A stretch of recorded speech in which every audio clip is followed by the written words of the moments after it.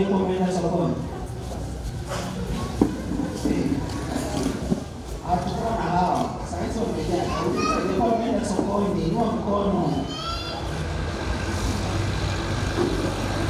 Walikuwa wapi sasa? Hawataka kusema. Nilitaka kusema watugawie hivyo walivyokemea. Maana sisi watu wao wanaenda. Sitapendeza jamani. Watugawie na sisi walivyokemea. Mapishi na afya. Ndani ya kitabu hiki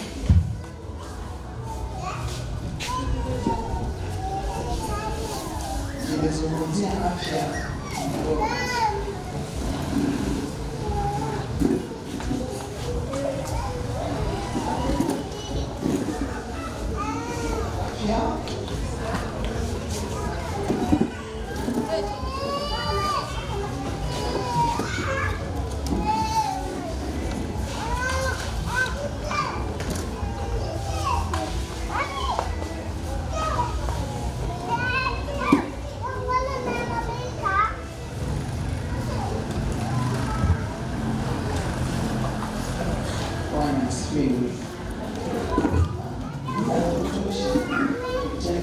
Chochote au kujifunza somo la mapishi kwa mara moja tutamaliza, lakini tutagusia vipengele vichache.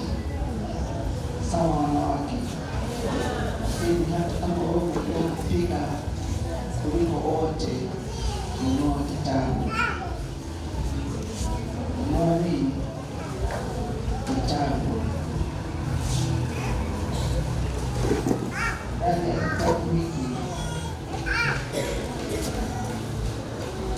imegawanyika katika vipengele vingi. Umuhimu wa chakula, umuhimu wa chakula, mpangilio wa aina ya virutubishi, mafungu ya chakula na wake. Inaeleza madhara kwa chakula bora mwilini. Wangapi wamenunua kitabu hiki? Wangapi wamenunua kitabu hiki? Yaani nasoma nimeridhika tutapenda. Na pia kile kote.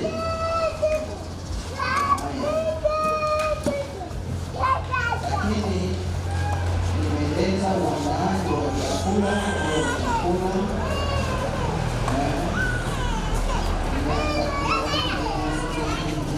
Nimeainisha au nimeandika jinsi ya kupika aina mbalimbali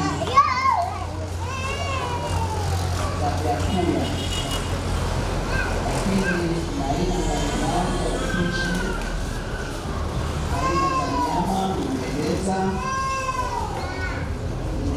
mboga za majani, nimeeleza mboga aina ya samaki, nimezungumzia habari ya vitafunwa kiasi, nimezungumzia habari ya utengenezaji wa juisi kiasi na matunda. Kwa hiyo nimeainisha angalia watoto sasa wasiweke mawazo. Bwana asifiwe. Naomba tujue kwamba mwili tuliopewa inajengwa kwa vyakula, na mwili ni hekalu la Mungu. Kwa sababu ni hekalu la Mungu, linahitaji kutunzwa, linahitaji kupewa chakula kizuri na kilichoandaliwa vizuri. Hii haina maana tusifunge. Wakati wa kufunga tufunge, lakini wakati wa kula chakula tule chakula kizuri na kilichoandaliwa vizuri. Bwana Yesu asifiwe. Swala la chakula ni swala ambalo ni la muhimu sana. Ni la muhimu kwa sababu mwanadamu ana namna mbili, ana mwili, ana roho. Sasa roho inalishwa chakula cha kiroho, mafundisho, maneno ya Mungu, lakini mwili unatunzwa kwa kupewa chakula. Mwili huu uliwekwa kutoka kwenye magugu ya ardhi, unatunzwa kutokana na chakula kinachotoka katika magugu ya ardhi kwa ajili ya kujenga mwili. Unaona, kwa mwanadamu anapewa mwili na nafsi na roho, yote inahitaji kuboreshwa. Roho inahitaji chakula chake ambacho neno la Mungu ili iendelee kustawi. Mwili pia ulitengenezwa, kwa hiyo unajengwa kama nilipo kueleza. Na kila aina ya chakula, kile cha kiroho au cha kimwili, kinahitaji maandalizi. Mwanadamu ni wa thamani, anahitaji kula chakula kilichopikwa vizuri, na pia katika upishi mwanamke anahusika sana katika swala la kupika chakula cha familia. Si kweli jamani? Ili ile na iwe afya njema. Hebu tuanze na hili andiko ya Luka tu, mengine tuangalie pale waraka wa 3 wa Yohana sura ya 1 mstari wa 2. Naomba ulisomee hapo. Mimi nimeshauri tu kununua kitabu kwa sababu sitayasema yote jamani. Tukubaliane tu, sitayasema yote. Na hii kwa faida yako utaandika machache, lakini haitalingana na kitabu. Naomba nisomee waraka wa Yohana 3 mstari wa 2. Hakuna aliyefika.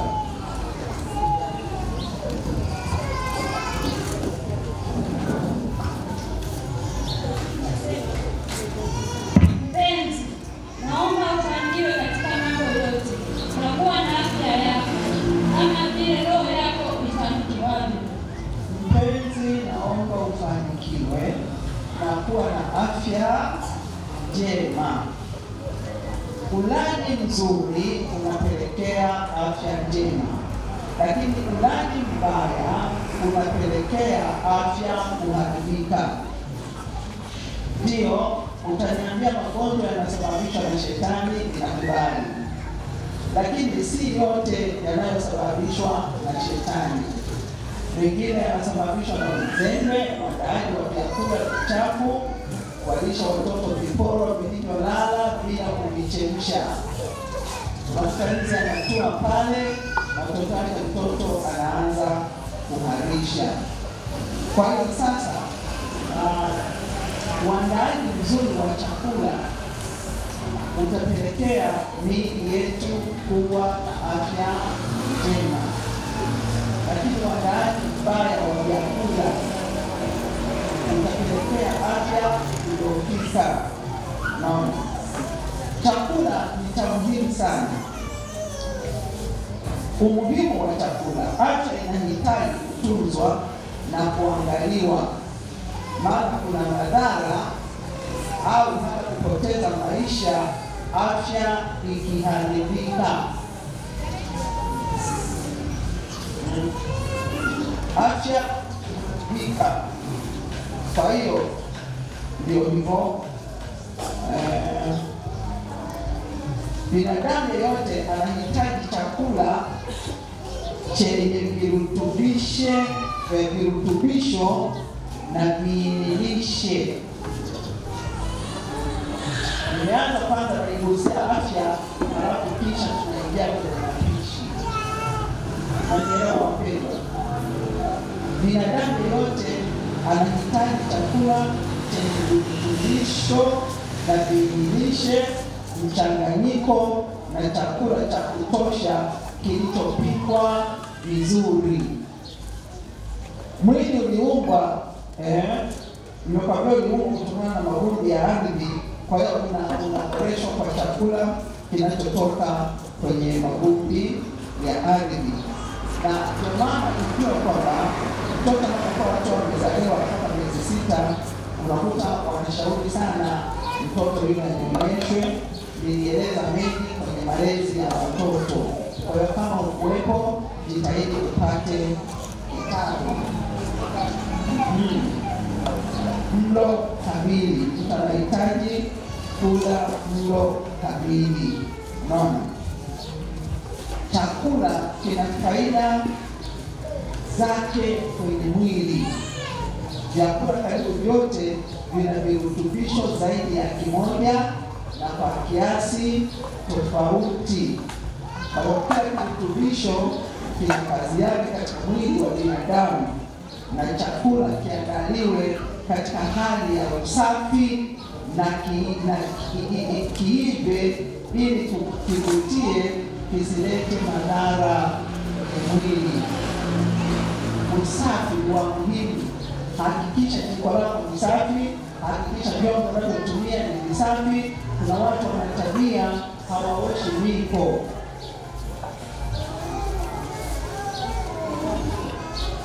Wanaipaki tu pembeni. Akijitahidi sana kuiosha, anachukua kisu anaparua na kisu. Na kuna watu hawazoi majivu, anayarundika pembeni ya mafiga mpaka yanakuwa mengi. Huwa ni uchafu, kwa sababu unapopuliza ule moto kama ni wakuni, yale majivu yanainuka, halafu yanaenda kwenye nini? Kwenye chakula. Andaa chakula chako katika hali ya usafi. Ndio maana washauri hata wanaofuga makucha. Ndio wanashindwa kuelewa, mtu ameokoka anafuga makucha ya kazi gani? Hebu mkague jirani yako, mwambie tega mikono na mkague. Amekuonyesha makucha yake, wengine wanayakatalia. Mwambie akuonyeshe mkono wa kulia na mkono wa kushoto.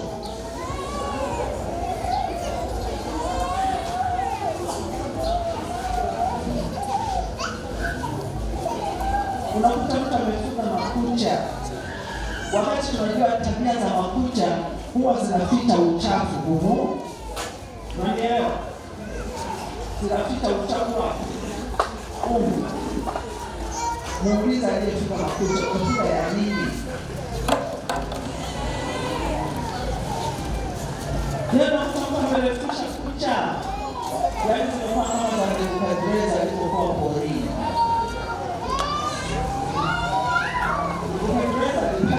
Alipata pigo.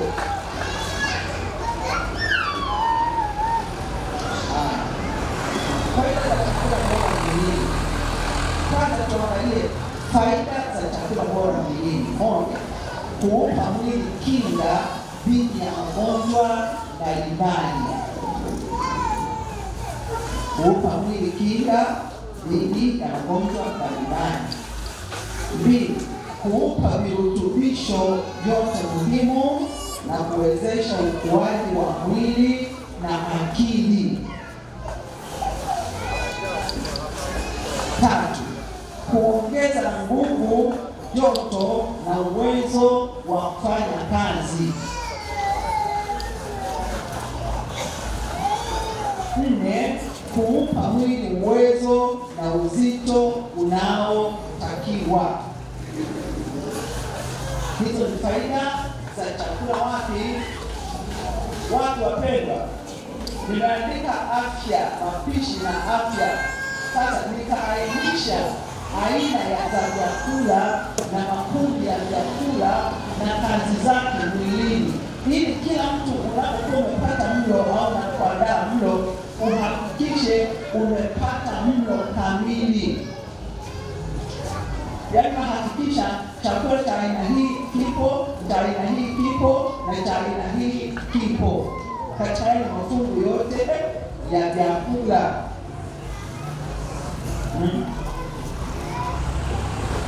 Hapa mpangilio wa aina ya virutubishi, mafungu ya chakula na kazi zake. Kwa sababu kama nikusomee tu, ndio maana mshauri ununue kitabu cha kusaidia zaidi. Aina za virutubishi, au tuanze na chakula cha wanga.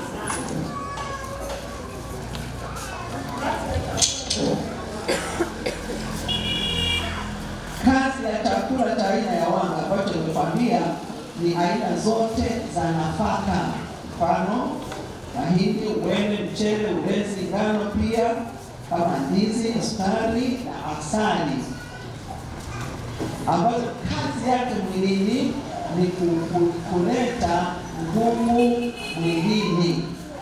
Mmesikiliza basi, kama hata kama mnajua, unajua kuna nini huko nyuma yangu sielewi. Lakini pia kuna chakula cha aina ya protini au kinaitwa utomwili. Vyakula hivi vinapatikana ndani ya vyakula vya aina zote za nyama, samaki, dagaa, maziwa, kuku, mayai, vyakula vya aina ya kunde, maharage na aina mbalimbali za wadudu, ambapo kazi ya chakula hivi ni kujenga mwili.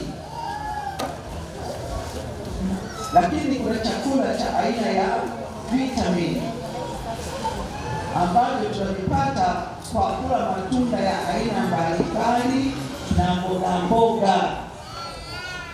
Kuna watu wanadharau sana mboga za majani.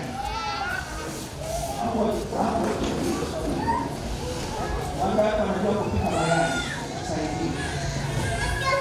Wangapi wanajua kupika mayai? Mayai. Jamani, si msaidia mimi. Wangapi wanajua kupika mayai? Hapa mnanyamaza. Wangapi wanajua kupika mayai?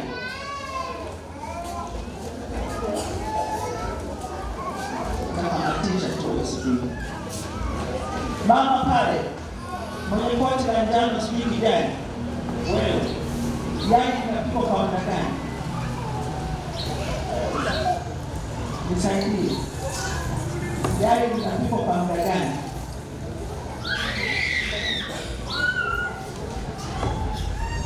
Nisaidie sasa mama, maana naona mimi naongea wewe uko busy sana. Inapikwa kwa muda gani yai? Ni Mungu haongei, mama mshtue naye huyo. Au nikupate hapo. Niambie sasa. Mayai yanapikwa ya mayai ya kuchemsha. Yanapikwa kwa muda gani? Hata kuliko hata huyo baba ana kazi Unajua mtu chakata yeye mayai hapa ndio ndio nyumbani kwake. Baba anakuuliza, "Kimya?"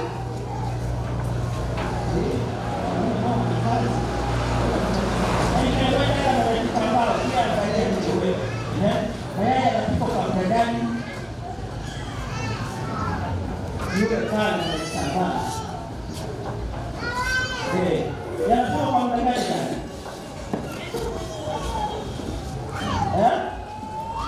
Anasemaje? Sisikii. Hajui. Mama mwenye kitambaa chekundu hapa.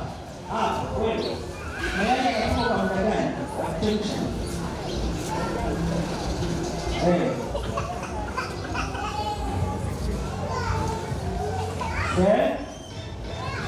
Dakika 5.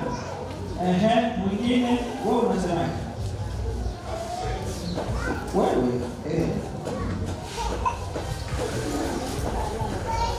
dakika 15.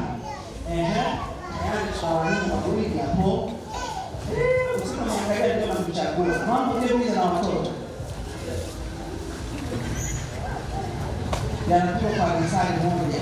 Kwa hiyo tayari tuna walimu wangapi? Kuna saa moja na dakika 5 na dakika 15. Wangapi wanasema mayai yanapikwa kwa risali moja? Inua mkono, mimi nahesabu mkono. Hata aliyesema wangapi wanasema yanapikwa kwa dakika 5?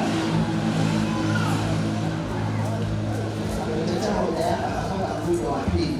Wangapi wanasema yanapikwa kwa dakika 15?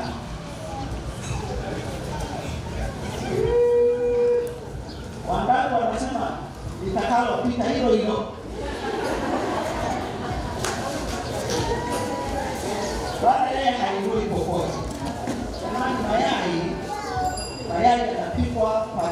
ya kuchemsha, hata kama yamekuwa 30-20, unayarudisha kwenye chombo kimoja. Mayai yanapikwa kwa dakika 5, lakini kwa system hii kusubiri kwanza. Mwingine anaweza kuwa amebandika maji ya baridi. Ukiweka maji ya baridi halafu umebandika mayai au umeitika mayai halafu kayatoa, yatakuwa mabichi. Unachemsha maji, yanachemka kama ya ugali. Jamani, ndio tunaenda masomo hivi, sivyo? Yanatoka kama ya nini?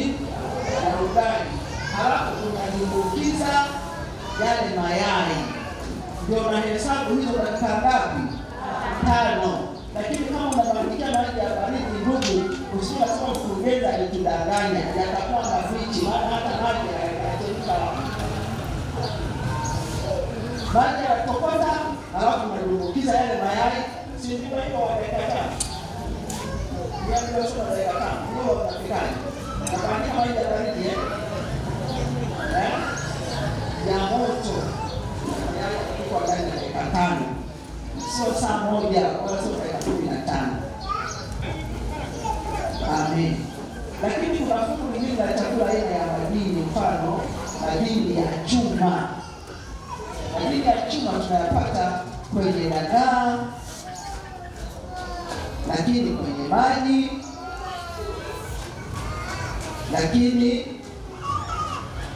kwenye chumvi tunapata madini ya chuma ambayo kazi yake ni kuimarisha mifupa na kuongeza damu. Unaelewa? Lakini sasa hayo lakini kuna maji kama maji. Jizoeshe kunywa maji. Kuna watu wana tabia za kutokunywa maji. Kunywa maji tena yaliyo safi na salama. Maji sio chakula kiutaalamu, lakini ni ya muhimu sana mwilini. Kwa hiyo tumia maji bila kukosa. Ikiwezekana chemsha maji ya kunywa. Maji yana kazi nyingi mwilini, lakini kazi mojawapo kusaidia kuyeyusha chakula pamoja na kusafirisha virutubishi.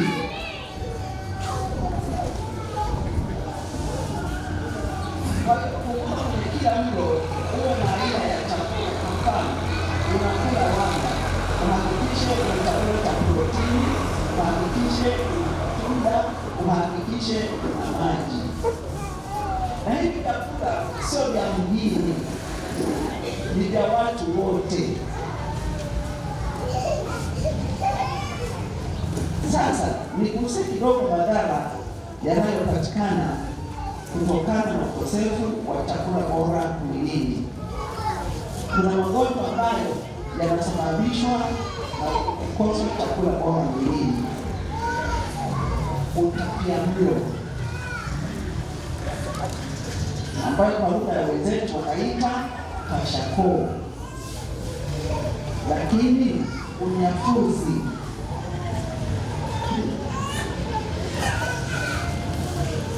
na magonjwa mengine. Utapiamlo ni ukosefu wa utomwili au protini mwilini. Unyafuzi ni ukosefu wa protini, utomwili, ukosefu wa vitamini na mafuta. Haina maana ujaze chakula mafuta. Upishi wa leo kuna vitu ambavyo unatakiwa uepukane navyo. Epuka mafuta mengi, epuka chumvi nyingi. Ni darasa watu wameikani hawataka kusema amen. Epuka pia sukari nyingi, kwa sababu sukari hizi tunazokuwa tunatumia zinakuwa sio zile pure sana, na ndio maana wameshauri kwamba ikiwezekana usiweke sukari mbichi. Yaani mimi nilifika hatua nikaamua tu. Nikaamua kuviacha vingine kwani kuna shida gani? Kwani kuna shida gani? Kaamua tu. Kwamba hiki sitaki. Lakini mwingine anakuweka sukari, utafikiri ni asali amemimina kwenye chai. Hiyo ina madhara. Siku nzuri kula, lakini siku kasema ana imani gani? Ana imani ya kuokoka.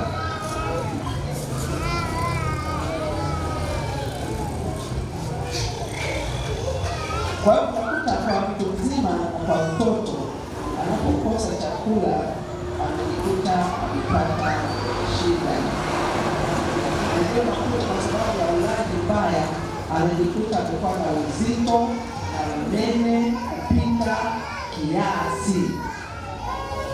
Wenyewe wanaweza madawa ya Wachina ili kuweka makalio, ndio poleni sana.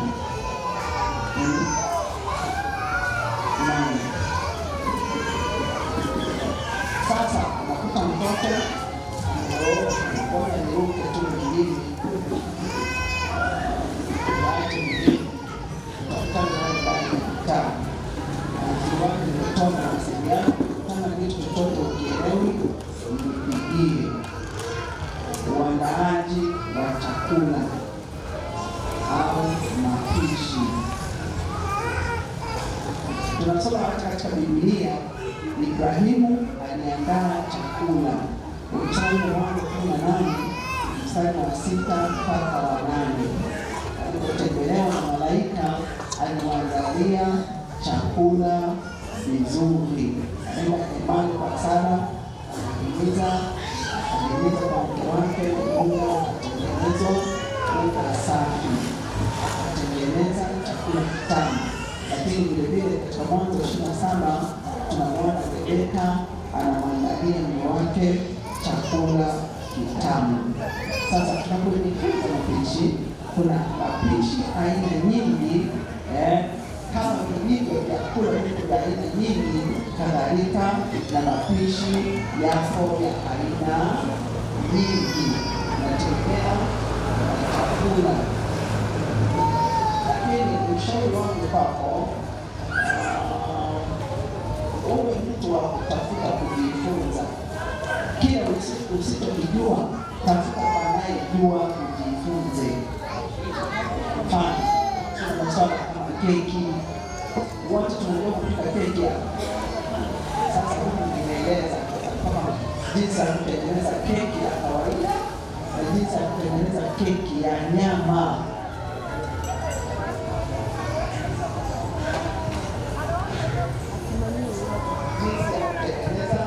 Keki ya nyama. Kwa hiyo huyu mtu wa kujifunza. Naam. Tena keki ya kuchanganya na nyama ndio nimeanza nayo. Unaweza ukajifunza kwa watu,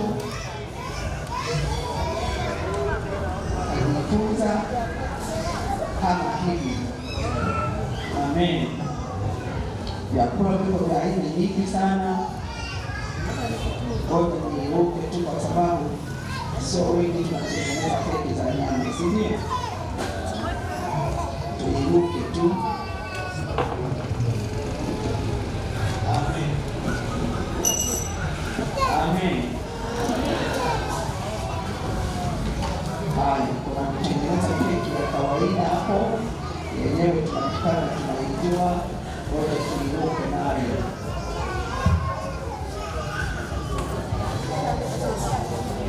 Amen.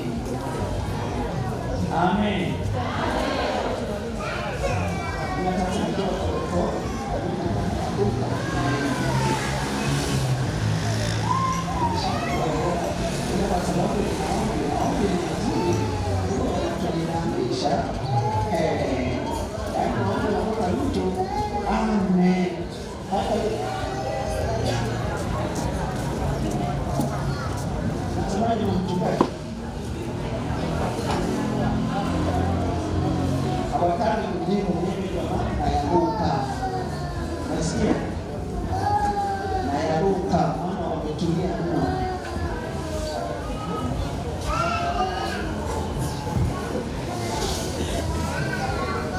Unajua tulisha kuokoka jamani, tumekuwa kwa Roho Mtakatifu, si ndio? Yaani tunakuwa watoto wa zamani, tunaongea na lugha ambayo tulikuwa hatujui, hata kama hukusoma, hata kama hujui Kiingereza, lakini tunaongea lugha ya Roho Mtakatifu. Wewe ukiokoka bwana, jifunze kuwa mbunifu wa vitu. Kwa maana ni waombe viongozi, fundisheni masomo wakati mwingine yanayohusu wanawake. Unanielewa? Mapishi, kufua. Nikashangaa Mungu akamsemesha ananifundisha hata jinsi ya kuoga.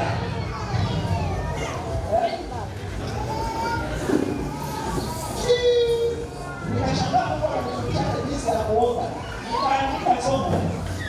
Kuoga ambako tunaoga kila siku. Jinsi ya kuosha uso.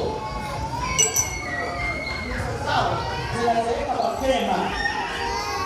Kwa sababu hawajui uso unaoshwaje. Kila siku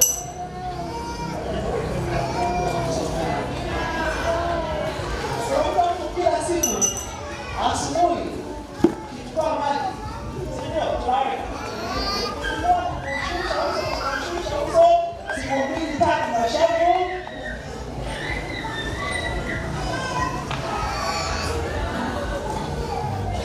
yameporomoka. Akienda kuoga, iko wapi dodoki? Sukua uso hasa. Sio sana wangu wote niliacha.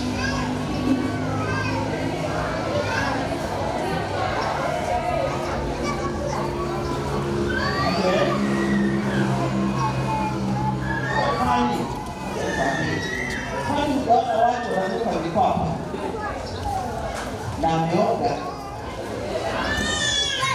Kama unabisha, fanya hivi. Alafu mzama kucheki wa jirani yako.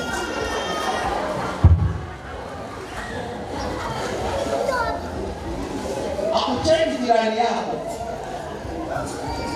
Kwani uongo?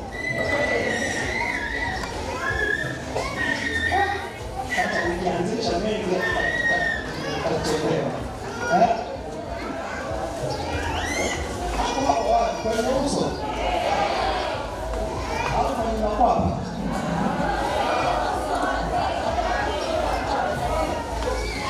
Situko kwenye mapishi.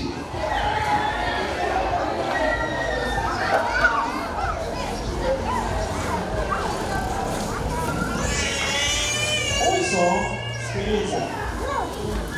Sikiliza, ni kwa kwetu uso kidogo. Na ukiingia kuoga, utatoka kwenye network, kwenye sola langu. Sawa? Kama mtu anatembea ananuka vikwapa, unakuta mtu anatembea anatoa harufu. Ameoga. Si ndio?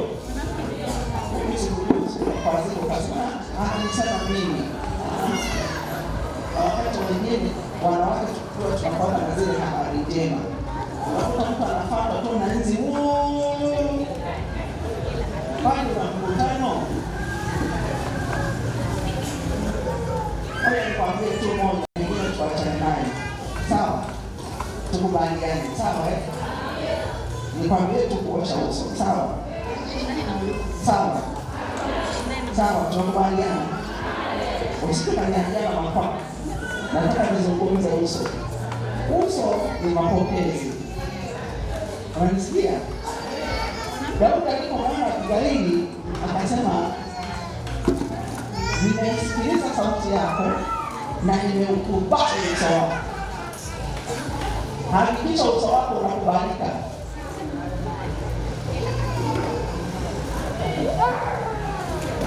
Ndio maana hata kuharibu sijui na kupaka majibwasha gani unalopaka. Yaani watu wanapaka majibwasha, unakuta kwenye mdomo utafikia amepaka damu.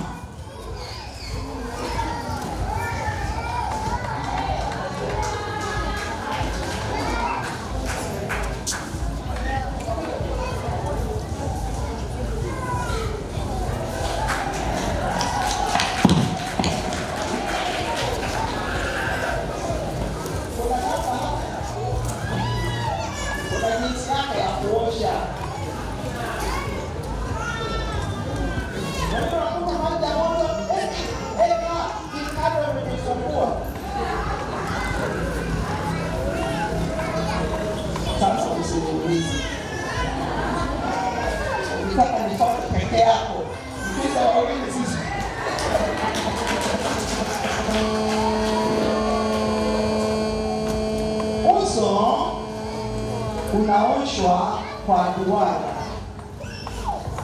kwa kuzunguka,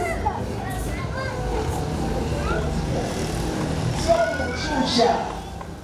Jamani, watu wanapozeeka wanajibashana kwa sababu kila siku niko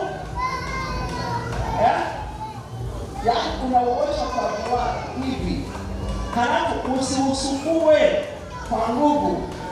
Uso unaoshwa kwa kutumia kitambaa au handkerchief laini. Kuna zile handkerchief zile laini zile, unazijua unanielewa? Huo kama unapaka sabuni, halafu unaanza kuosha taratibu, unanielewa?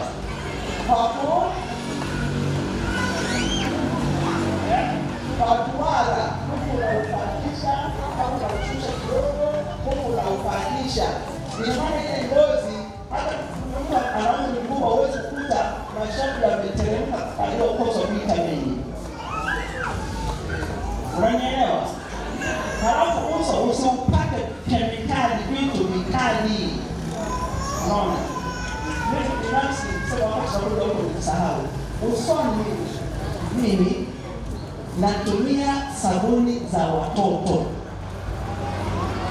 na mafuta ya watoto usoni. Kama nikitaka poda, napaka poda ya watoto. Kwa nini? Ya watoto havina kemiko kali, havina madawa makali ili kuchukuliana na ngozi.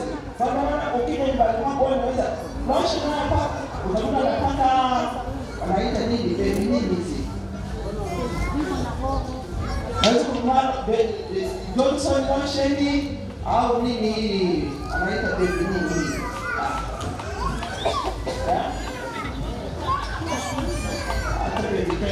Ziko bedi za watoto kabisa, hizi za watoto. Kwa hiyo tunaita mimi na sabuni ya watoto kwa ajili ya kuoshea tu usoni. Sasa ndio naweka mavitu makali, unaweka makali. Ndio maana mtoto anayejitubua akiacha tu uso wengine unababuka. Kwa kuosha kwa kuzunguka, kwa duara, taratibu na kitambaa kilaini. Sio unalosugulia kwenye ngozi nyingine. Umetosha.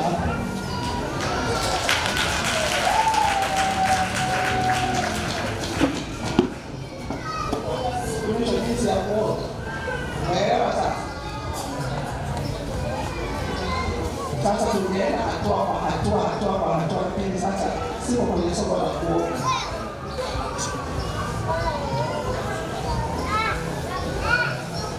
Maana watu wanazeeka kabla ya wakati.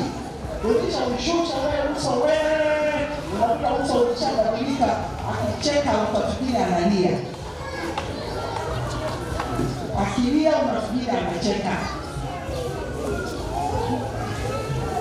Hapo tunaleta kamdada ka kazi, kanapocheka mashavu yanakonyea. Ndio unasema nimepata kadada ka kazi. Wewe siataki kuwashauri wanawake hivi, hapa nisahau. Ukitaka kuweka mfanyakazi, usiweka naye kuzidi sura.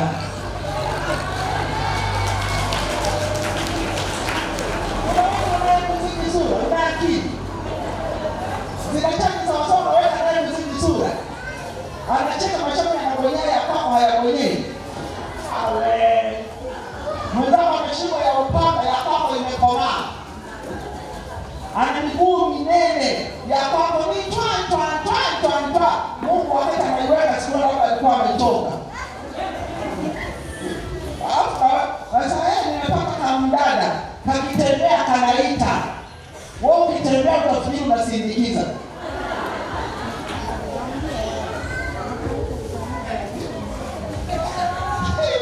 Lazima utumie akili. Unaona mrembo anakuzidi au unasema kwa wale watatu, umepata sana kazini kwa kazi. Kamletu mwanangu, nashukuru sana kweli kwa nahitaji mfanyakazi, lakini naona ni kama sasa hivi bado naomba tuende nyumbani, utakuja baadaye. Kasindikize kaende. Hivi mama atakuja kukupigia simu. Mechi imetoka hiyo.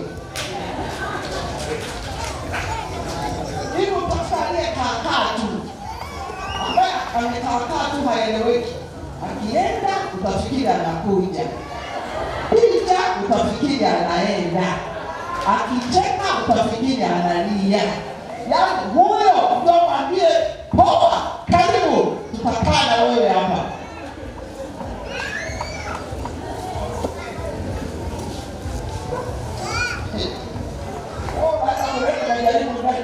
Una akili wewe, si hata Biblia inatuambia tutumie akili jinsi ipasavyo. Haina maana simwamini mume wako, lakini epusha majaribu. Una watoto, unanisikia? Maana vijana na jenesi za leo ni hatari tu. Unakuta amevaa sketi hivi, kitoto kiko nje, kakiinama kubeki huku panabaki wazi, kwani hamuoni? Tuzi nimepata kambilani kwa nihangaika. Hata sasa natafuta jamani, kama yuko mniambie. Kama unaye mniambie. Sasa nimepata kambilani, kana mtoto. Sasa kakiinama nikaanza kufuatilia. Kakiinama nikamwambia wewe, huna kanga. Eti ninazo. Nikamwambia unapofanya kazi hapo kwangu, funga. Sio ninameendelea tu kihasara hapa. Ulete majaribu kwa watu.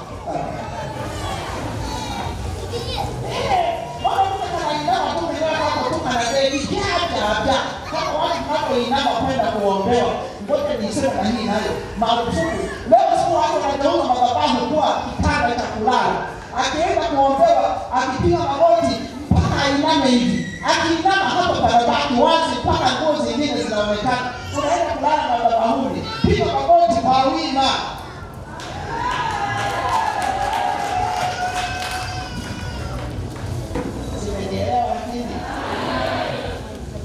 Kanisa moyo mnawanyanyua. Na kama kuna mzao wa kanisa naye ndiye yale.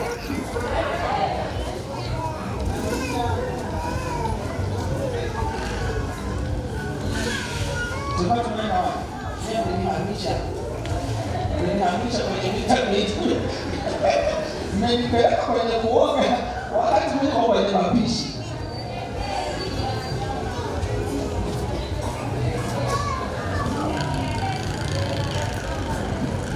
Kwa nini mfano kununua vitabu? Mtanunua? Nimesomeni mfundisho ndio mnunue. Nunueni sasa, si mimi hapa. Wanafikiri yote nayafundisha. Siwezi kusema yote. Bwana Yesu asifiwe. Kama kuna keki ya kawaida, kuna keki ya nyama. Mimi nafanyaje? Haya. Wote baba tunaenda kwenye supu za cabbage. Hatujaenda huko, tutaishia wapi sasa? Hatujaenda kwenye juisi. Tutafika kwani na kesha hapa. Viongozi tunaingia na kanisa saa ngapi? Saa 7 hiyo. Nikifika na dakika kadhaa, naachia nafasi. Bwana Yesu asifiwe. Kila aina ya chakula ina namna nyingi ya kujitengeneza. Unaweza ukabadilisha kila aina ya chakula, iwe ni mihogo, iwe ni viazi, iwe ni nini. Kila aina ya chakula ina aina nyingi za kujitengeneza. Hatizo tumekariri moja.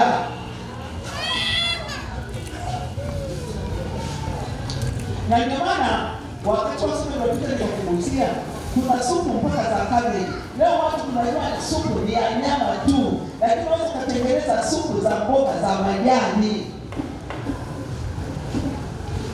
Tumeambiwa wakati mimi natoka kuongea kwa niongee kwa nguvu, wakati ukitengeneza mambo vizuri alitoa kitenge kwa utanikumbuka. Haya, tunajifunza kwa ile utukufu wa Yesu. Keki ya nyama, kuchanganya keki ya kuchanganya na nyama. Mahitaji, nimeweka kiwango au kipimo cha chini, lakini kama unataka kubwa unaweza ukaongeza. Inategemea unataka ya ukubwa kiasi gani. Mamcho na naye hapa. Mimi naongea hapa kwa kulia kwako.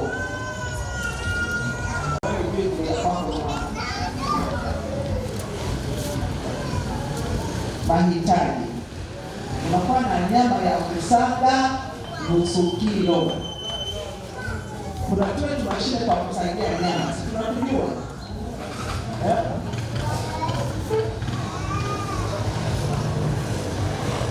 kama basi una hiyo mashine za kusaidia, unaweza ukaipika kalainika sana kama kakini kadogo hivi. Sinaona mashine ile kuna kakini kadogo utaosha kabisa kaiweka mdo kaiponda ponda mpaka ikalainika. Kama nini ile mashine nyama ya kusaga nusu kilo, pilipili hoho 2, karoti 3, pilipili manga kijiko 1, unga wa ngano robo kilo, na siagi blueband tunaibiwa kiasi kidogo, na vitunguu saumu na tangawizi kiasi.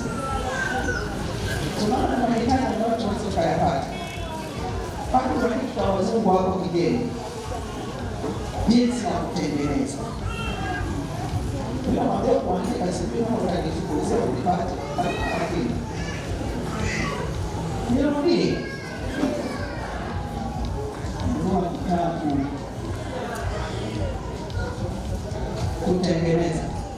Chukua nyama ya kusaga, weka kwenye sufuria, weka ndimu, weka vitunguu saumu kiasi, tangawizi kiasi, chumvi, itwange, kisha uichanganye kwenye nyama. Yaani tangawizi ile uitwange na kitunguu saumu uitwange, weka chumvi kidogo, alafu uichanganye kwenye ile nyama. Unanielewa? Unaweza kuichanganya kabla hujaipika. Yaani nilipozungumza nyama ya kusaga, yaani unategemea kuisaga, lakini sasa hapa ni mwanzo. Sinakuwa mbichi jamani. Inapokuwa mbichi unachukua viungo unachanga, unaweka, alafu ukishachanganya unaviweka jikoni mpaka ikauke kabisa. Unaona? Au unaweza kuwa umeisaga ukaichanganya ukaiweka mpaka ikauke. Ikisha kauka, chukua karoti huo umeisaga na unaisaga vile viungo vya kusagia vina sehemu ya kusaga laini kabisa, unakuwa umeisagia kwenye ile sehemu ya laini, na hoho unachanganya kwenye nyama mpaka vyote vichanganyike. Halafu vunja mayai kwenye bakuli. Chukua sinia unayotaka kuchomea keki au sufuria au chochote kile. Halafu uipake ile sinia siagi. Unaona, ukisha kuipaka siagi ili usisumbuke wakati wa kuitoa, usije kunang'ania. Kwa maana tunafanya nini? Halafu chukua unga wa ngano kilo 1.5 hiyo. Unakwambia unatengeneza hapo kidogo bila chakula na aina unataka mkubwa kiasi gani. Utaongeza vipimo. Na ugawe mara mbili, nusu yake, yani piga na haya mayai 6. Piga. Kisha kupiga, halafu mimina katika trei yako au chombo unachopikia au unachochomea. Chukua nyama na uweke juu yake na ule mchanganyiko ule. Mwenyewe tuko pamoja. Juu yake, halafu na yale mayai uliyopiga na unga kiasi. Tandaza nyama taratibu juu ya yale mayai. Halafu chukua mayai 6 yaliyobaki na unga uliogawa utabaki, upige na hayo mayai. Unanielewa? Bila kushauri ununue kitabu. Maana sasa waelekezo tu haya nikishafika kule tumeshasahau. Na ukisha kuchanganyika, tandaza juu ya hiyo nyama hayo mayai, na nyama unaiweka katikati ya mayai. Washa oven yako moto mdogo mdogo mpaka iive. Ikisha kauka kabisa, toa. keki ya mayai ikoe mpaka ikoe, katakata vipande tayari kwa kuliwa. Kama hauna oven, tunajua oven jamani, yale majiko ya umeme yanapata hiyo sehemu ya chini yale ambapo unaweza ukawasha ikaleta joto mle ndani. Kama hauna, sikiliza, niliandika yote. Kama hauna, fanya hivi. Ukishamaliza hauna oven, ukishamaliza ule mchanganyiko, washa jiko la mkaa, chukua chombo kizito kama karai, uweke mchanga. Kwanza nilikuwa nachukua ule mchanga naweka kwenye sufuria. Mchanga ni hatari sana, ukichemka unatoboa sufuria kuliko kawaida. Yaani mchanga unatoboa sufuria. Kwa hiyo chukua kama karai zito hivi, halafu weka mchanga kiasi, ubandike, uchemke. Ukisha kuchemka huo mchanga huo, fanya nini? Weka kama hauna ile, kama hauna oven na mbona hauna hata ile vitu vya kuokea vile, unaweza kuiweka kwenye sufuria. Ukishaweka kwenye sufuria, basi mchanga unachemka, unakalisha katika sufuria yako juu ya ule mchanga, halafu unafunika.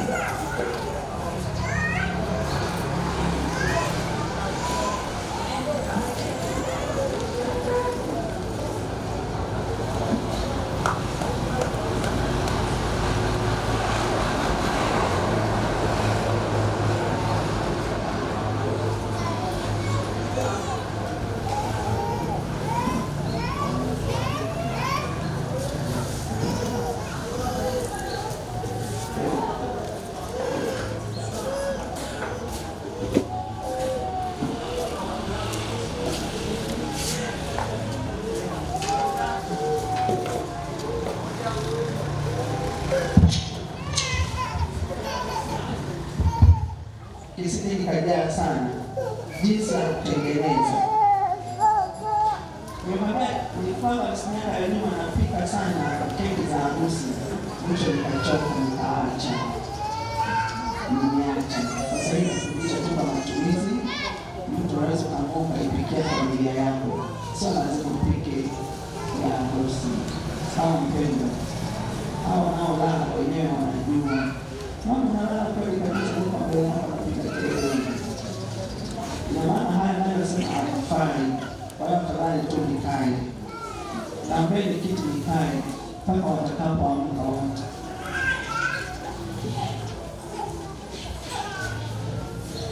Jinsi ya kutengeneza. Weka sukari na siagi kwenye bakuli la kusagia keki. Unawasha mashine mpaka visagike. Kwa wale walio na mashine, kama hauna mashine unapika pika. Unapika mpaka ile sukari inaingia kabisa, changanya hivi tayari kufuta au ile ngombe. Sawa.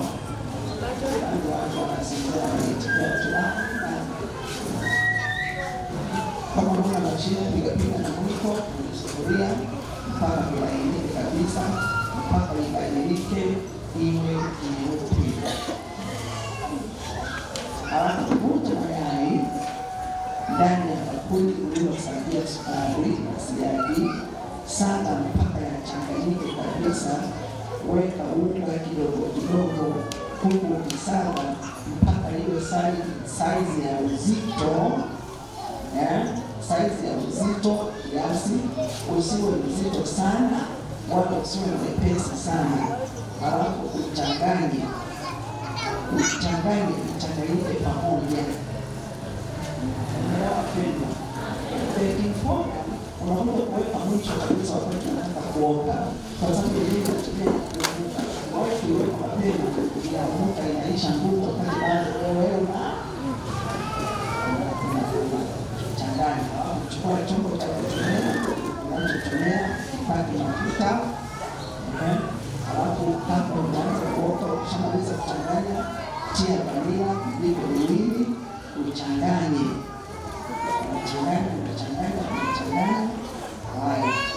Halafu chukua ile sufuria yako unayotumia unakipaka mafuta. Tunapaka mafuta kwa sababu ya kuepusha usumbufu kule kuitoa isimamanie. Unapaka mafuta. Halafu umina mchanganyiko kwenye sufuria.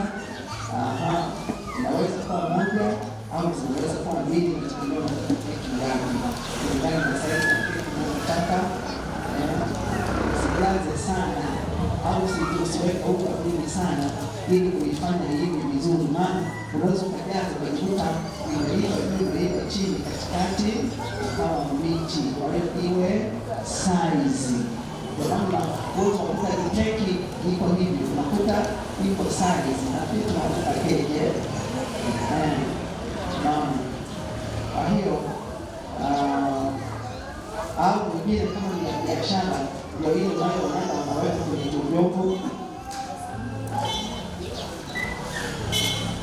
Kwenye vyombo kidogo tuleta keki tule, si ndio? Kama kuonyesha kasinzia unakushe. Unaingia kwenye keki vyombo kidogo, bado vile usijaze sana. Unaona? Kwa hiyo tuko sina mlala tu keki tule. Hizo zinakuwa keki za biashara. Kama mtu unaweza kutengeneza kama keki yako, kama biashara ukatengeneza kwa kijijini, ukauza, ukapata fedha. Wana wabia elimu tunatoa ile leo ukitumia unapata kifa. Na nimeruhusu nachukua kitabu nasema popote unaelewa, nipigie simu nitakuelewesha. Unaona ni kutoka 30 mpaka iwe. Na kujua kama imeiva, chukua uma au kisu uchome hivi. Unachoma. Ukichoma ukitoa, unakuta kama imeiva, hutaona chochote. Lakini ukichoma ukatoka au kama unarudi hapo, ujue bado haijaiva, uiache mpaka itakapokuwa imeiva. Ukijua imeiva, unaitoa na niweka pembeni. Ukiweka pembeni, usitoe ya moto, inaweza ikameruka vibaya. Niache mpaka ipoe, ikishapoa ndio uitoe, kwa sababu uweke mafuta halitaning'inia. Toe kwenye oveni au kwenye sufuria, itakuwa tayari kwa kuliwa. Bwana Yesu asifiwe sana. Kama huna oveni, tumia njia niliyokuonyesha mara ya kwanza ya kuweka mchanga. Bado utaiva tu, halafu unazipanga kwenye sufuria, halafu unafunika na gazeti, unaweka mkate tu kiasi kama unavyoweka wali, halafu na chini au mchanga ule unachemka kiasi, unaacha kwa dakika kadhaa mpaka iive tayari. Keki yako itakuwa tayari.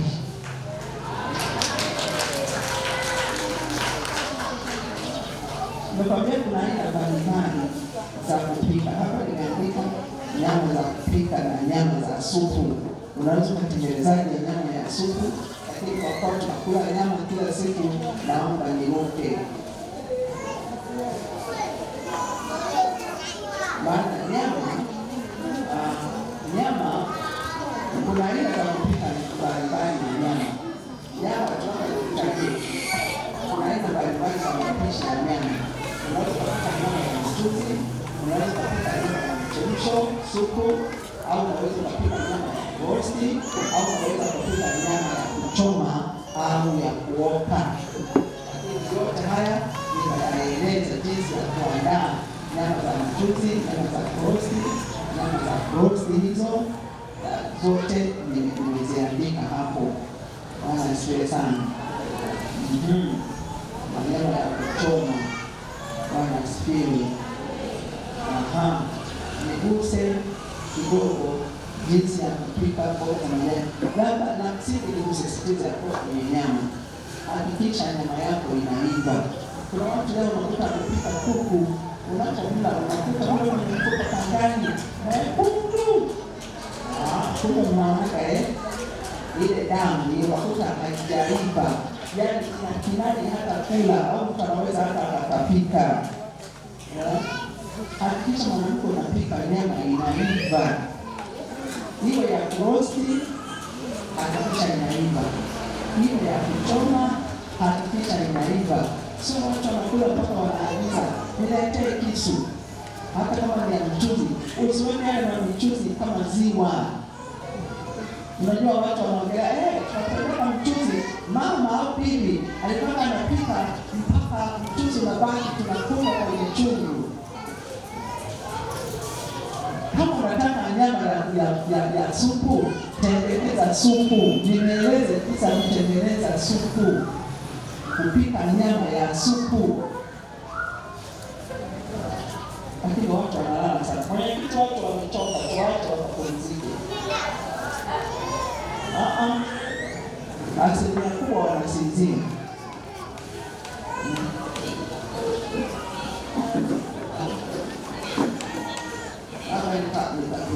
Nitakugusia kidogo kwenye mboga za majani. Nimeandika majani, kuna majani ya mboga, majani ya kunde, matembele na nini, kuna kisamvu hapo, kuna michicha hapo, na kuna namna ya kutengeneza supu ya mchicha. Labda nitakugusia tu kidogo mboga kama aina mbili, halafu tuhame hapo jinsi ya kupika mboga za majani. Na jinsi ya kupika mboga za majani nimekuambia unaweza kuipika ukapika kabeji ya kuuma kama kawaida, lakini unaweza kutengeneza supu. Labda nikugusia tu supu ya kabeji kidogo na supu ya mchicha kidogo, mengine utayakuta humu. Amen. Supu ya kabeji, mahitaji ambayo umetoka nayo. Kabeji unatokana na kabeji yenyewe, ukubwa unaotaka wewe kulingana na unaoangalia. Kama ni wengi utachukua ile kabeji kubwa, kama ni watatu utachukua tu ndogo kwenye size. Halafu unaweza kuweka na kutayarisha mafuta kidogo kwa kadri ukipenda, sio lazima sana mafuta ya kupikia, au karanga zilizosagwa kidogo kwenye supu. Usiweke karanga nyingi. Kitunguu maji, kitunguu saumu, tangawizi, chumvi, karoti na hoho. Unaweza kuchukua lakini kijijini karoti ni za shida, unaweza ukaachana nayo. Au ukikuta hoho hazipo, usikuzuie kutengeneza supu yako, lakini tunaweka vikolezo ili inoge, ipendeze. Jinsi ya kutayarisha: kata vipande vya kabeji vikubwa, sio vidogo vidogo, vikubwa. Halafu vioshe, au unaiosha kabla hujaikata. Ukishatoa yale ya juu na nini, basi unaweza ukaiosha, halafu ukakata. Ndio maana kama umewahi kula mahotelini, kama ni mahoteli makubwa, ukaagiza supu, unaweza kushangaa cabbage. Vilikuwa kabisa hivi. Sikuwa mmoja na cabbage na kazi nyingi ni nini? Ni kwa vile tu hatujui na wengi wanadharau. Wanachukua kujadiliana muda. Kama mimi cabbage sisi.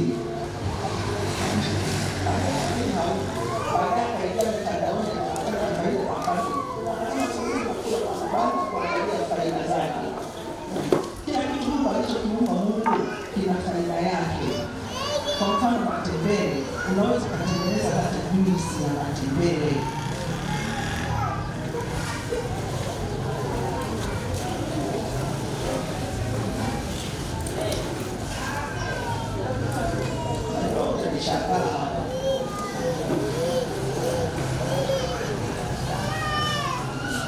Matembele ni mazuri sana. Kutengeneza juisi yake inasaidia kuongeza kijani mwilini. Tunaona tu vitu vya kawaida. Kila kitu Mungu alichokiumba, hasa alichokiumba pia kina faida yake mwilini na kina kazi yake. Kitu cha kawaida. Watu wanataka kwa sasa sijafikia huko. Hata tu nikusiguse maana sasa sikuwa mambo yanatosha. Yuko kijijini mnalima, unakuta maboga yanakomaa, tutayaacha yakaoza hapo na kuharibika na mbegu zake. Wakati mbegu za maboga ni za muhimu sana mwilini. Kama unaona wengine watakuona hii mbegu ni mbaya, kama ni mbaya mtaki hiyo boga, hasua toa zile mbegu. Mbegu za maboga mimi huwa nanunua na nilikuwa ninaanza sikanunua mpaka zinunua kwanza shilingi 10,000 kilo moja ya mbegu za maboga. Lakini huko kijijini si tunatupa tu. Wakati wanaweza kuzitoa ukazikaanga, ukazitafuna au ukazitonga, ukaleta familia yako ikala vizuri.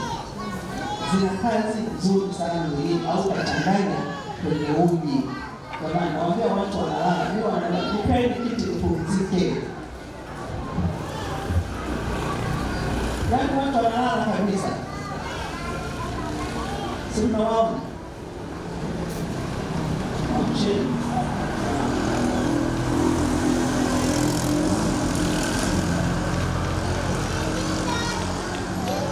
Hata vipande vya kabeji vikubwa kiasi, kama unatupia kwenye nyama au kwenye supu ya nyama, kwenye pizza, kwa sababu sitazungumzia kutengeneza supu ya nyama. Zimeruka kuna namna yake.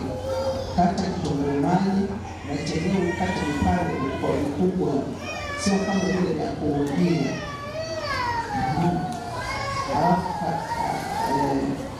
Kisukisuku kidogo, katakata vitunguu saumu kizima kimoja na katakata vidogo hivi. Halafu katakata tangawizi vipande vidogo. Kiweza misali au unaweza kuchukua kwa katakata vidogo. Halafu katakata karoti vipande vikubwa kiasi,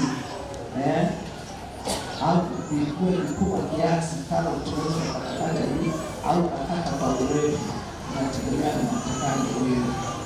Ukishakata hiyo, weka maji kiasi kwenye sufuria, bandika jikoni yachemke. Yakishachemka au kutokota haya yote, yaani unaweza kuweka yote au unaweza kuweka moja baridi ikachemka pamoja, inategemea na mtakaji pamoja. Unaweza kuondosha au tukaranga kidogo sana, weka chumvi ichemke kwa muda, visiive sana mpaka vikapoteza ladha.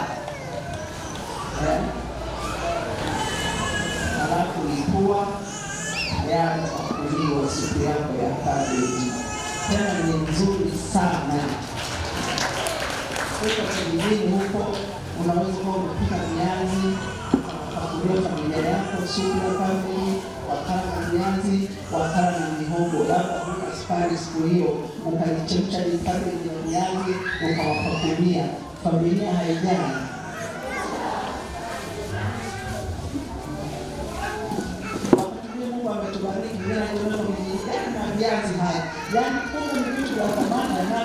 lakini haielewi wala hataki kujifunza. Kila siku wanachemshana mihogo makavu, lakini kumbuka viazi hivyo unaweza kutengeneza chips yake, viazi vitamu. Unaweza kupika vya mchuzi, viazi vitamu hivyo. Unaweza kupika vya mchuzi, na unaweza kupika kama ugali, unaweza kuvichemsha hivyo. Mashine inaandika yote huko. Hii tunachotakiwa ni maarifa. Au ukiona ni kazi kuweka viungo, katakata uchanganye pamoja kwenye kabeji, udumbukize pamoja, vichemke pamoja, nayo ni nzuri ili rangi isiive sana. Weka karanga kama kuna mafuta au unataka mafuta au unaweza kaacha hivyo. Tayari unaweza kuitumia supu hii na kitu chochote, mihogo, viazi na kadhalika. Ni nzuri tena, inakata mafuta tumboni.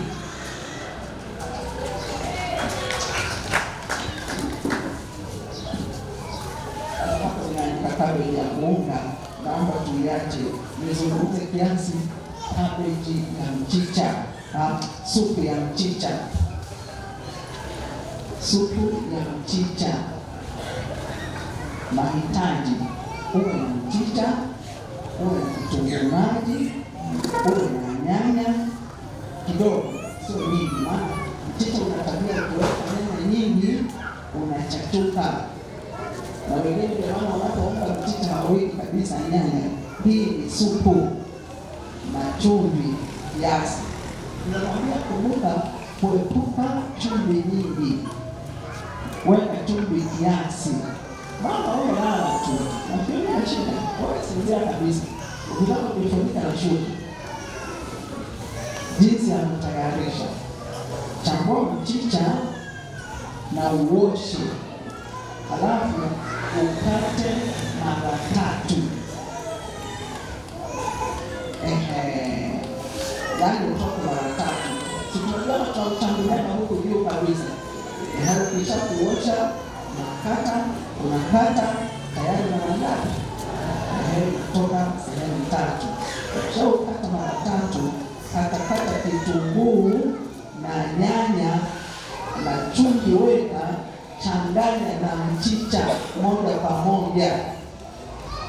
Halafu injika maji yatokote yenyewe.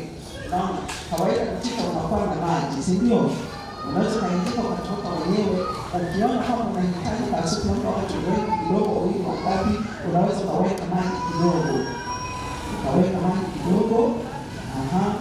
Halafu ukauacha uchemke vizuri kwa muda, yasiive sana wala yasiwe mabichi, mpaka uive. Unaipua tayari kwa kunywa supu. Supu ya mchicha ni nzuri kiafya, inaondoa maumivu haraka, hata kwa mtu aliyechoka inaondoa maumivu haraka mwilini. Pia inaondoa uchovu kwa haraka mwilini. Mchicha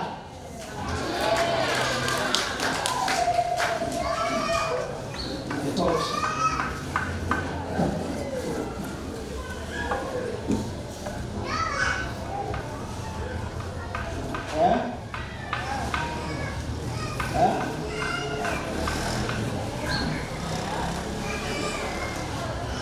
Hapa utakuta jinsi ya kuandaa roast ya matembele, supu ya matembele. Viko humo mingi tu. Bwana asifiwe. Lakini kuna jinsi ya kutengeneza juice kidogo. Inaandika jinsi ya kupika vitafunwa mbalimbali. Inaandika jinsi ya kupika pilau. Amani iwe kwenu.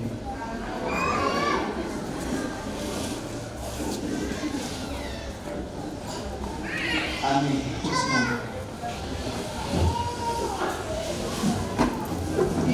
Sasa nimekuja kufundisha kwa kizini.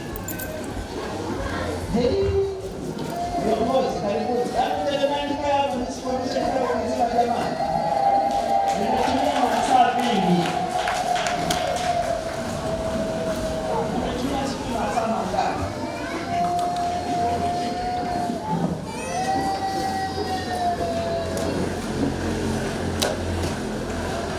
Mkawatengenezea mawazo zenu. Kama wewe ni mtu wa mchungaji anafunga. Tunataka kutengenezea supu tu ya mboga. Na wakati mwingine watu wamejua kwamba supu labda ni nyama, samaki, lakini hata mboga za majani unaweza kutengeneza supu safi sana. Na bado ikalipa. Kwanza mboga za majani zinaongeza nguvu ya macho kuona. Zina faida yake mwilini. Unaweza kutengeneza nyama za rosti huko kijijini huko. Sio lazima kwamba tunakwenda kujilia mjini, hapana. Mwanamke ni ujuzi. Unaweza kuandaa mhogo huo ukauchemsha, lakini mhogo huo ukaukaanga. Mhogo huo ukaupika futari. Mhogo huo yaani kuna namna nyingi sana za kupika. Bwana Yesu asifiwe sana. Misusa hii ina namna nyingi za kupika. Hiyo ndio tunasaka swaro. Hiyo lakini unaweza kupika roast nzuri ya msusa, unaweza kupika supu nzuri ya msusa. Watu wakalia chakula na wakaenjoy maisha, wakafurahia na kuona tuna mama bora, sio bora mama. Ukawatengenezea wakati wakaanza kutoka na viazi. Leo sina sukari, kuleni watoto wanakula wanakwama. Mwanamke anajiongeza unaingia shambani, wanasema nilifundishwa kupika rosti, wacha nipike. Unaingia unatengeneza msusa lako, ni rosti nzuri na ni mboga yako. Kila mtu na bakuli yake. Unakaa watoto wangu njoni, uone kama hawata kushukuru, watakula na kushiba. Lakini sisi tunaona tu ni kawaida. Nunua kitabu, mimi ninajua. Na mwezi uko wapi? Penda mwanamke kujifunza. Tafuta maarifa. Tafuta kujua na mume wako namna anayoipenda, unamtengenezea. Unanielewa? Matembea haya tunayadharau mno. Wewe unakuja kutafuta tembea tu ulichokuta.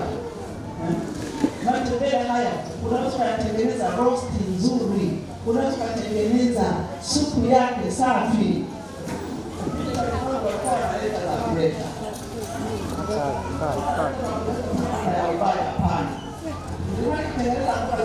Watu wanalima kula. Yeye analima kabisa. Sasa hivi nilikuwa naomba majani nikatangulia kutenga mezani. Sijui bado nafanya moja mbili tatu ngapi. Unaweza kushangaa unakuta hotpot na mboga za majani imeisha, ya nyama unaikuta iko hapo.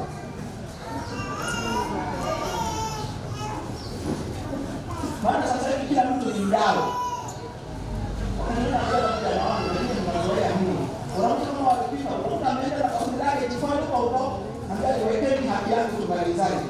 Sasa kutoka huyu alika supu, watu wameshamalizana.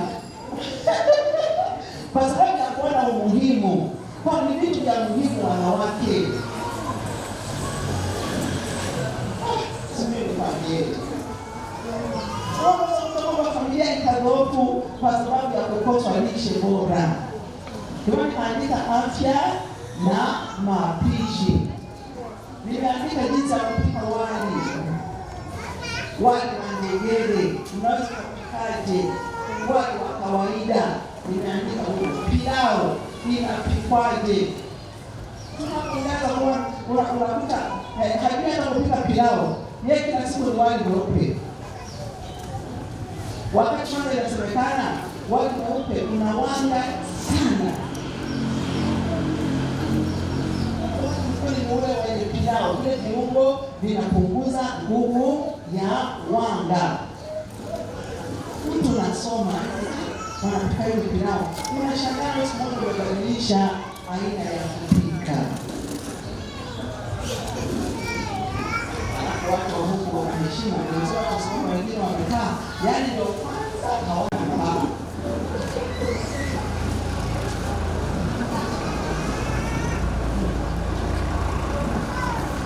Unaweza kuwa vijijini. Nimeandika jinsi ya kupika vitumbua. Sio lazima uende kujifunza, sio uende darasa la nani kukosa na hela. Hapa elimu tunatoa bure. Ukaanza ndio kidogo kupika vitumbua, ukapika vitumbua, ukapika unauza huko vijijini. Mwanamke hujapata hela. Ukajifunza kupika mandazi. Unasoma tu. Soma la mapishi, unaangalia unabuni. Nini hakiko hapa kijijini? Unaanza tu kupika, watu watanunua. Sio lazima waje wale mandazi mjini, sio lazima waje wale keki mjini. Unaweza ukatengeneza. Halo, na elimu ni bure. Utanunua kitabu kasema gharama ni kubwa, sio gharama kubwa wala maarifa utakayoyapata ni zaidi ya kile kitabu ulichonunua. Unanielewa wanawake?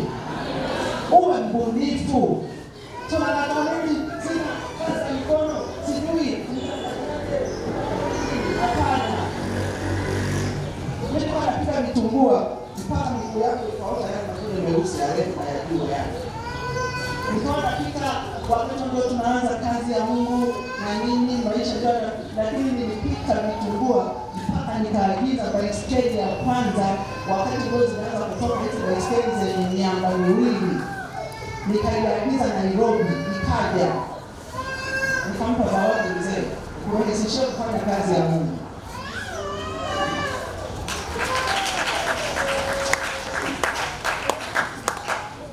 Maisha ni kusaidiana. Usitake tu kila kitu. Unaishiwa mpaka unakuwa mzigo. Usiwe furushi. Usiwe mzigo. Jifunze maarifa. Pata maarifa. Pengine ningeweka darasa hapo, nikasema jamani naweka darasa kujifunza kwa wiki 3, mtu alipe 30,000. Unafikiri watu wasingelipa? Watu wangelipa, lakini leo wapendwa, unagharimika, unakaa, unaomba, unakesha, unaanza kuandika, kununua shilingi 5,000 tu. Unirudishie gharama ya uchapaji, maana huwezi ukalipa yote gharama iliyotumika. Mtu anakuona tu akiona kitenge hapo ataenda kununua, lakini kupata maarifa, sijui tutapona nini. Mungu atusaidie. Nasema Mungu atusaidie. Leo jambo linakuwa havina hela, shida hatuna maarifa. Wakati tunaweza tukaweka mradi wa idara, kazi za mikono za idara. Tumani leo tunajifunza mapishi. Kwa mfano, nilikuwa nimeandaa kufaa hapa, tunajifunza kwa vitendo. Halafu ningemaliza nikawauzia. Kama kila mtu ale keki kwa shilingi 500 au kwa shilingi 1,000, msingeenda. Sasa hela haijaingia. Sasa lakini tunakaa tu. Mimi sijui kupika nyama ya kuchoma. Ukiachoma unakuta nyama imeungua, unakuta nyama ni bichi ndani. Ukipika nyama ndio za kuuma mpaka mzaza, leteni na kisu. Aanze mwisho atakata na mdomo.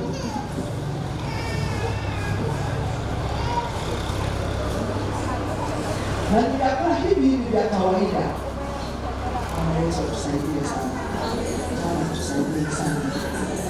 Mungu mtumaini mmoja anamshukuru Mungu kwa ajili ya somo. Una swali, andika.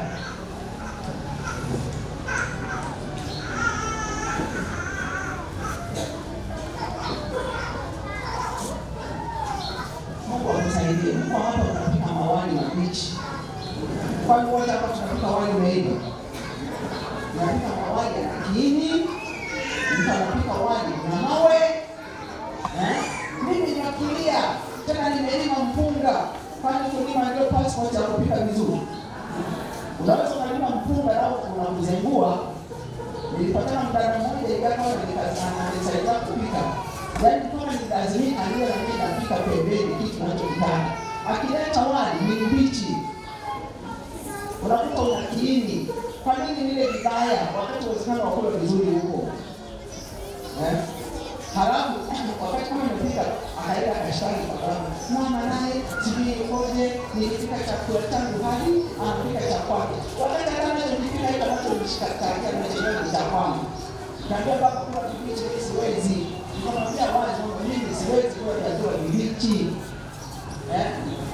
Nitaenda kupika vile na yeye kuna watu hawataki kushauriwa. Hawataki kufundishika. Akifundishwa msimamo ule ule. Kubali kufundishwa hata kama unajua elimu Waswahili walishasema haina nini? Haina mwisho. Kubali kujifunza kwa wenzako. Hamna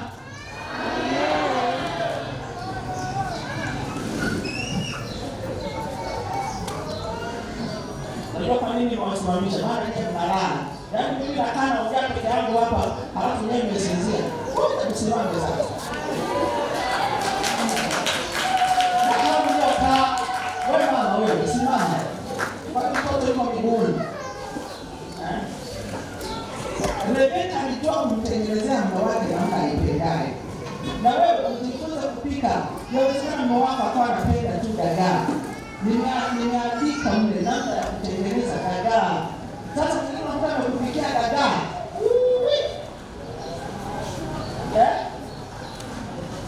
Unakuta dagaa zinakuangalia. Unakuta nyanya zinacheka. Kitunguu kinalia. Kwenye sufuria moja.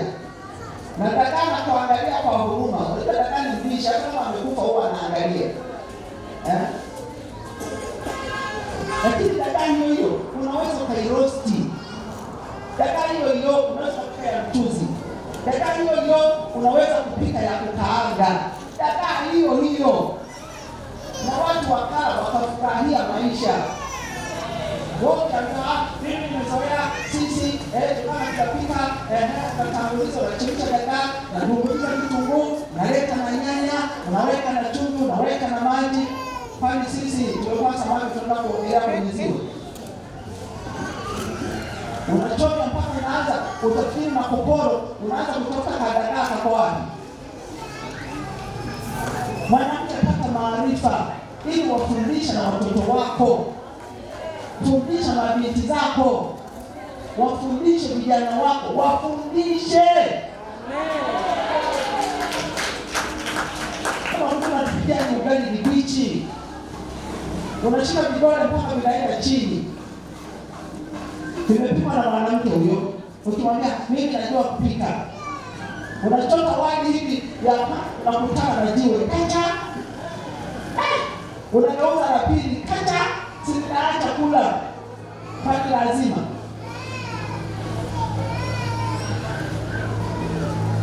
Sasa na kueleza na kusema hajui kupika. Kwani nimesema wewe. Umesema wale.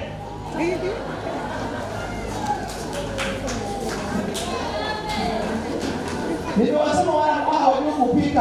Hapa nafundisha uongeze maarifa. Muulize mwenzako unaelewa hayo?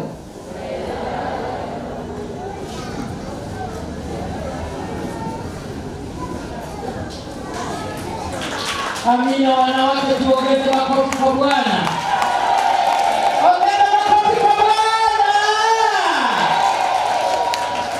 Amina, wamama ni jeshi kubwa, si ndio? Wamama ni jeshi kubwa, si ndio? Kwa hiyo tunafundishwa maarifa ya kusimama mipakani. Kiitwa mwanajeshi si lazima ukae mipakani. Beba silaha zako na silaha ndio hizi. Amina. Hata kitani tunawapa wanajeshi wanaopigwa wakileta upuuzi. Kwa hiyo usikubali kupigwa mwanamke. Haleluya. Hapa tumekuja kuongezewa maarifa mtumishi wa Mungu amesema. Amen. Barikiwe mwanamke, lakini ninakuomba sasa usiondoke kama ulivyokuja. Unajua wanawake tuna misiba mingi. Msiba wako si wa kama wa kwanza. Msiba wa yule jirani yako si kama wako. Kwa kila mmoja amekuja na kikombe chake, si ndio? Yeye anahitaji apokea jana. Kwa hiyo wanawake, tunawaomba tuwe na vikombe vilivyosafishwa, maana mioyo iliyotakasika tupokee. Amina. Basi funika macho, tumekaribishwa kwa ajili ya kuomba. Ubarikiwe Mungu wa mbingu na nchi, mfalme wa amani. Hakuna mwingine kama wewe. Asante Bwana wa majeshi, tangu asubuhi tumekuwepo chini ya hema hili. Tumesikiliza Baba usia wako, jinsi Roho Mtakatifu aliyomtumia mtumishi wako. Ni asante Bwana wa majeshi. Angalia Bwana kongamano la wamama hawa wamekuja mbele zako Bwana. Hali ya maisha yao wanahitaji kufundishwa. Yesu tusaidie, kila mmoja alivyokuja Bwana na apokee. Bwana wewe mwenye mwaminifu mno, unasema huwatendea mema walio wema. Asante Bwana kwa mafundisho mazuri tumesikia Bwana. Tunaomba Roho Mtakatifu awe msaidizi wetu, atusaidie Bwana kutenda sawa sawa na mapenzi yako Bwana. Wanawake hao wasirudi mikono tupu ndani ya mioyo yao, wakawe vielelezo kana kwamba Bwana waliingia kufundishwa na wakakubali kufundishika.